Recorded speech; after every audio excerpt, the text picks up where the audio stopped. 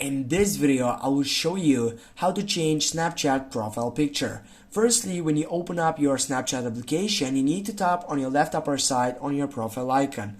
When you get right over here, you're gonna find out that you have that picture site, or in this case, this is your avatar. Just click on that setup, and here you can take over your backgrounds, your poses, whatever you want, you can choose on your side.